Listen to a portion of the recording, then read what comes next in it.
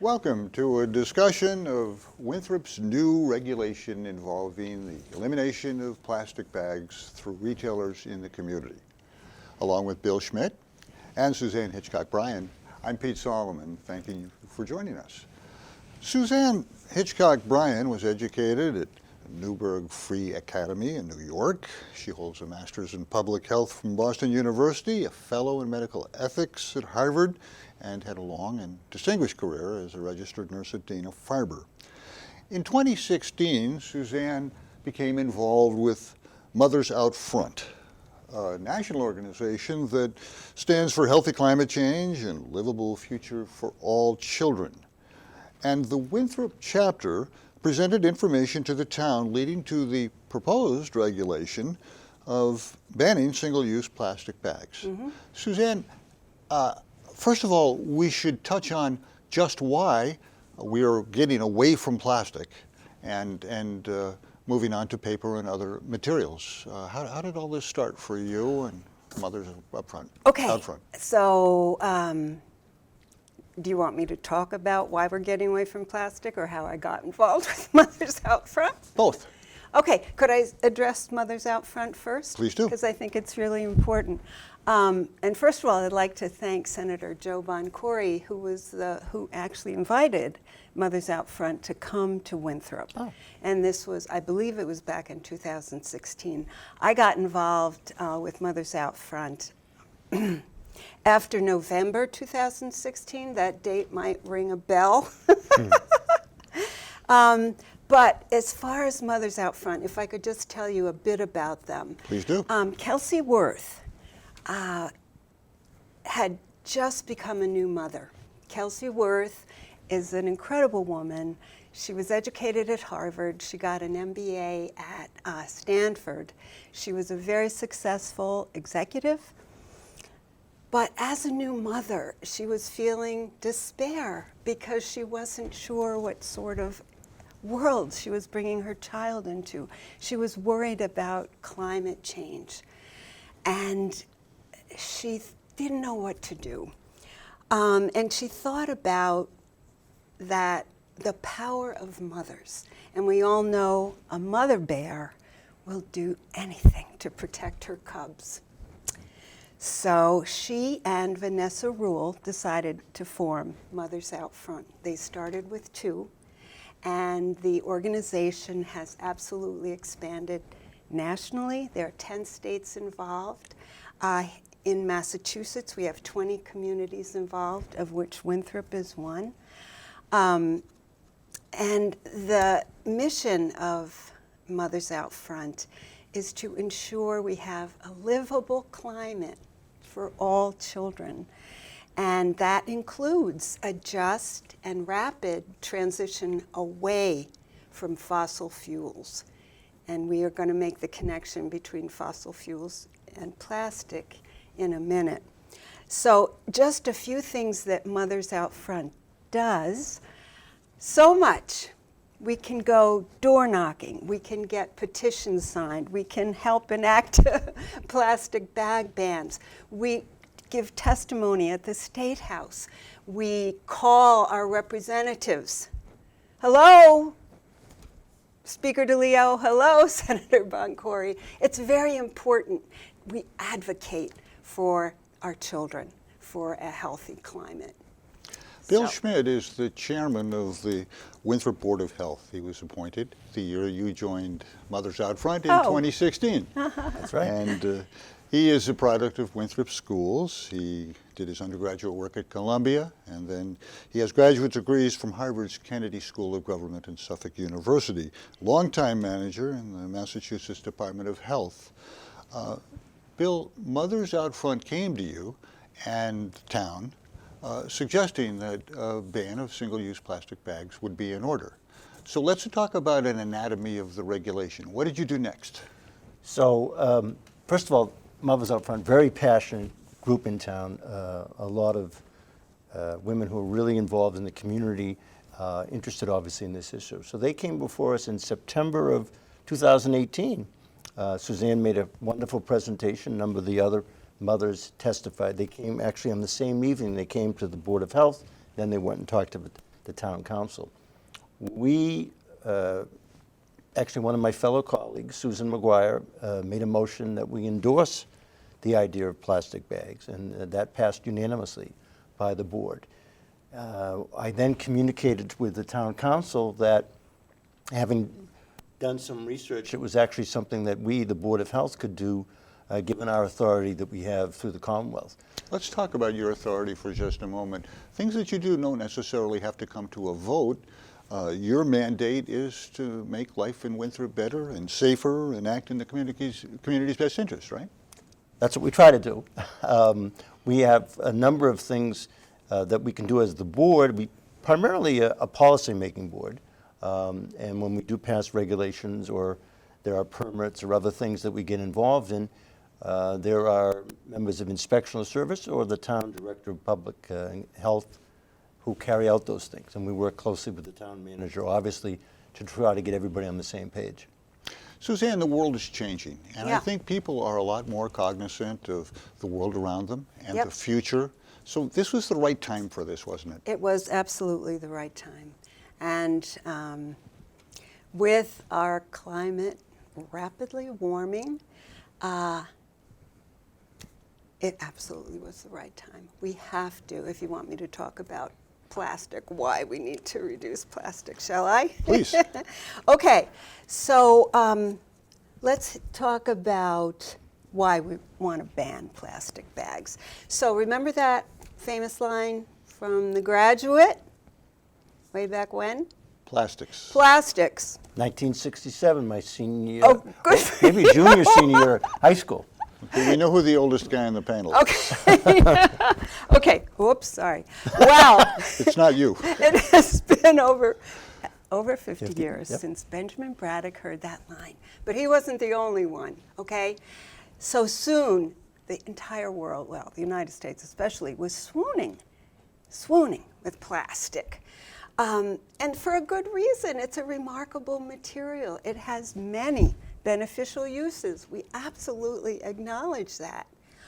But right now, we have a glut of plastic, and it's causing great harm to our earth, to us, to our oceans. So we are at a crossroads. Do we want the planet or the plastic? And until we start decreasing our plastic production, turning off the spigot, we have to choose ways to decrease our plastic use. And a single-use plastic bag ban is a good first step. Now, Suzanne, a community like Winthrop is impacted even more greatly because we are a seaside community. Surrounded on three sides by water, absolutely.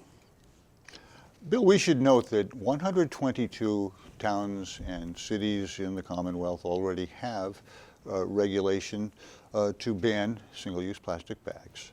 130. Did you study and use any other towns' regulations as a guide as you crafted the regulation that we will see come into place on May 1st? So, as Suzanne just whispered, it's now 130. When we started the drafting process right in the Yeah. beginning of 2019, there were only 80 some at that point. So we've seen another 50 communities do this in the past year. So there's been a lot of momentum. So when we started the drafting process, we looked at a few communities. There were 3 communities in the Commonwealth where actually Board of Health had passed them, which was Chatham, Lenox, and Hopkinton. We also looked at that time, Boston, which is obviously right next door, so people are familiar with that if they go over to CVS in East Boston.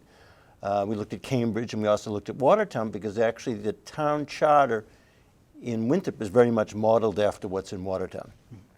So we looked at what different ones had to offer, and we came up with several actually drafts, and we discussed these at various public meetings. Suzanne and other people oftentimes, as we were preparing the drafts, had some comments about particular suggestions.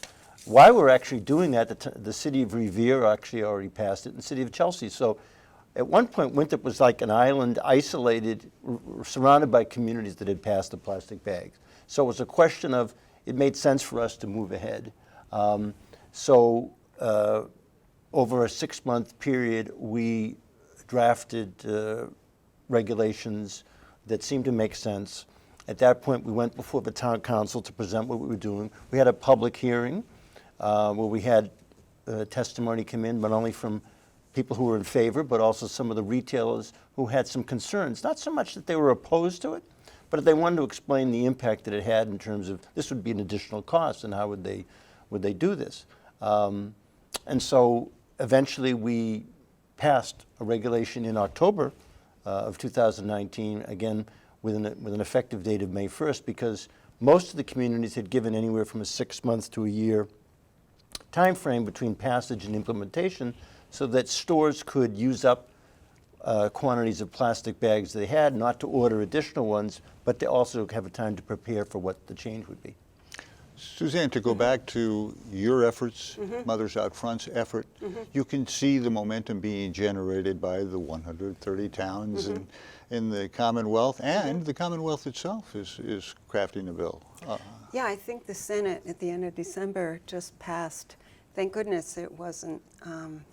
There was a very good draft, and then when it was at a certain joint committee, somebody made some changes that actually really decreased the impact of that, and it would have taken away all the policies that individual towns had. So he made a lot of not so good changes, but I believe now the Senate has passed one that I haven't read it all in detail, but I think it's a good start. So, Bill, when this is enacted, will this supersede each town's bill, or how will they work together? Well, I actually, in April of last year, I actually went to the legislature and testified on behalf of what was then the good draft. The good. And some of our experiences and our discussions with the various, not only the people, but the businesses. And when, it's not because of me, but when I go to speak at the State House and they hear I'm from Winthrop, which obviously is the home of the speaker, who obviously has a lot. People pay attention. People pay attention, and a lot of the activists want to make sure that I've delivered copies of my testimony to Speaker DeLeo and Senator Boncory. But there's a little bit of concern because, as Suzanne said, we testified on that bill. There was over 100 legislators who actually co-sponsored. There was only 2 or 3 actually people who spoke against that testimony. Even some of the industry spoke in favor of that bill. Of it, right. And so what happened is the bill that came out of this committee was, as Suzanne had said, there was some problems with it. The Senate did pass a more progressive legislation. We're obviously hoping that the House does the same thing, and so I don't want to Go ahead. twist an arm on my friend the Speaker, but it would be helpful if the House would pass a similar bill as the Senate, so that then they could pass it this session. To your point, the quote, we'll name it, the bad bill that came out of conference committee would actually reduce some of the things that we are trying to do that are positive. Right. If the Senate bill passes, I think it will allow us to continue to do what most communities want to do. Right. And that's what we certainly hope to happen. But the reason we're not waiting, because right now we're in February of 2020, there's no guarantee that any legislation will pass by the end of July in this session. So there's a possibility that nothing will happen. So we want to not only be ahead of the curve to pass ours at effective May 1st, but hopefully if it's going to happen in Winthrop, maybe it can happen everywhere. So, Bill, excuse me, but yeah. we talked about the need for a bill and the momentum. This would be a good time, if you don't mind, to synopsize the regulation that you've finally approved. Sure. And as I said before, most of the items we have are very similar to Boston. That's actually how we modeled the legislation, because again, people in Winthrop do a lot of shopping in East Boston, and so they're familiar with that, so we didn't want to try to be different. So I'll try to make it brief. We're no longer going to have the single-use plastic bags in stores. We want retail establishments to make reusable bags available. We're also going to allow stores, or actually stores are going to have to charge at least 5 cents for a bag. They could charge more, but no less than 5 cents. And they would actually be able to keep that money as a way to offset some of their costs. There's still going to be some smaller type plastic bags in terms of like for dry cleaning and newspapers and baked goods, seafood. Those type of bags would not be eliminated. And of course, we have a way, if stores were to violate that, we could obviously fine them. We certainly hope that doesn't happen because we want to work with them. And if there's some kind of a problem, we could have a waiver for a short period of time if, again, they have an extra amount of bags that they haven't been able to use up. But the purpose of this actually is to not just have people switch from plastic to paper. And one of the reasons you're charging for paper, because you're really trying to get people to use reusable bags.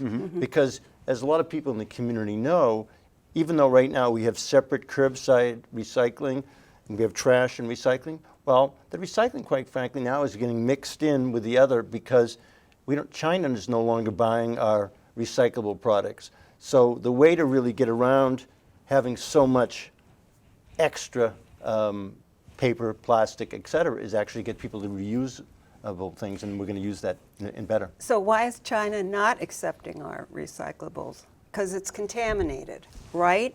And what's the #1 contaminant? Plastic bags. Plastic bags. Suzanne, when you take your passion out into the community and you talk to people, not just the people that you work with at Mothers Out Front, but people in general, what kind of feedback do you get on this? Well, one time I gave testimony at the State House, and Senator Barrett said, "That was eloquent, thank you." So I liked that.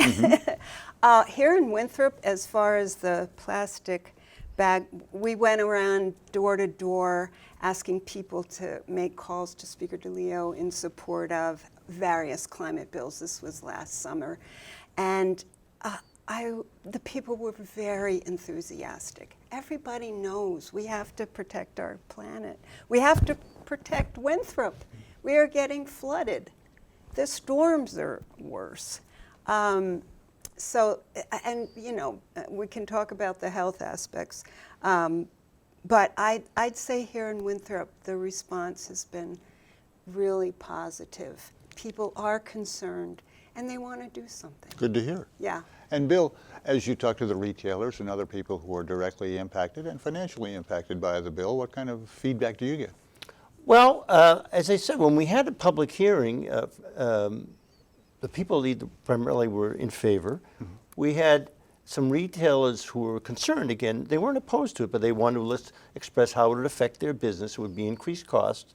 We didn't have a lot of people, quite frankly, in opposition because people are aware, first of all, it's happening in a lot of other communities. So when people are going shopping in other communities, they're very aware of the fact that, you know, if they go to Boston, it's going to be a nickel. If they go to Cambridge, it's 10 cents. So they're familiar with this. It's not like we're starting something brand new that nobody else is doing.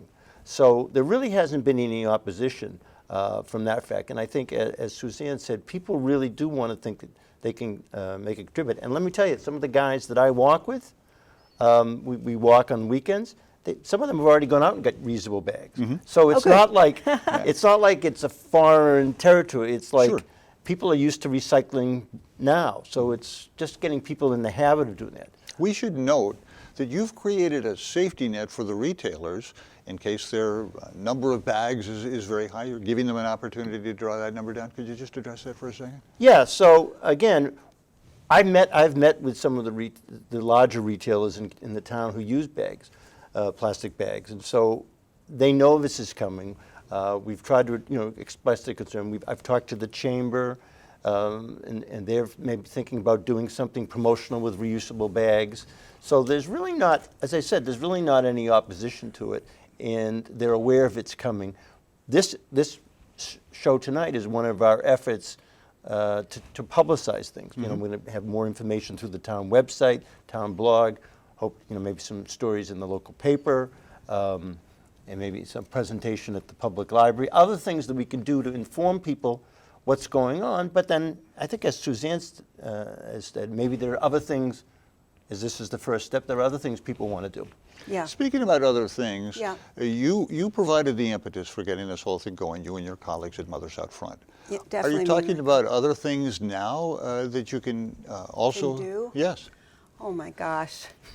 Oh goodness, there's so many things. One of the things I would like to have happen in Winthrop, if you're talking about just Winthrop, Yes. is to get community aggregation going. So I don't know if people know what that means, but so we all can call National Grid or greenenergy.com. I'm not saying that right, but we can make sure that all the electricity that comes into our house is green, either wind or solar. We can all do that. You can call today and switch it over. And I think I don't pay more than $25 extra per month. I have 100% green energy. And when I plug in my electric vehicle from my house, so I have no carbon footprint when I drive a car. I have green electricity.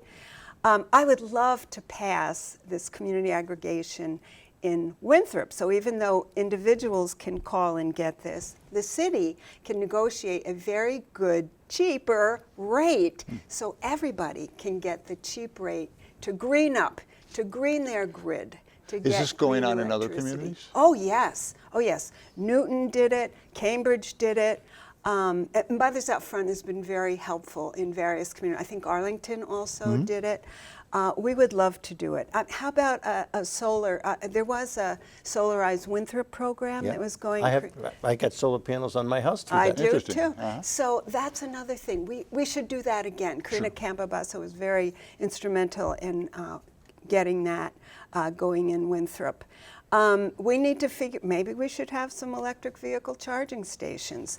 But to me, the biggest thing, so we can all do individual things, but the biggest thing is to talk to our legislators and make sure policy gets passed that takes our interests into consideration and not fossil fuel interests. Okay? I would love to get rid of fossil fuel subsidies, but I don't think that's going to happen, but I don't know. That opens up a whole political discussion that's It beyond the does. scope of what Yes. we're doing here. But, and Bill, in the last 365 days or so, the Board of Health has been responsible for a change in smoking habits here and making vaping essentially disappear. And now this is a regulation, this plastic bag regulation is probably a first step and something that will impact everybody who lives here.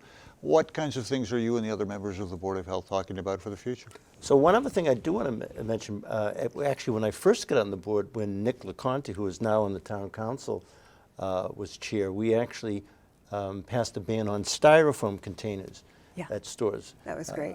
So that was actually one of the first environmentally conscious things that we did. It's also very health related because I know people like it because it keeps the liquids hot, but it also has an effect on the food coming out of those containers. So we made that change. Right now, we're also looking at a regulation we're drafting dealing with body art. In the past year or so, there's been a couple of new body art businesses that have come into town, a couple other businesses who do permanent makeup. And there's actually no regulations on the book. So we've looked at what other communities have done, and we're passing regulations to try to make sure that we have kind of state-of-the-art regulations. Obviously, when you're talking about people doing tattooing or body art, that's invasive. We want to make sure, obviously, that the people are well-trained and there's cleanliness and all those kind of things. So that's something that Susan McGuire on the board is actually leading up.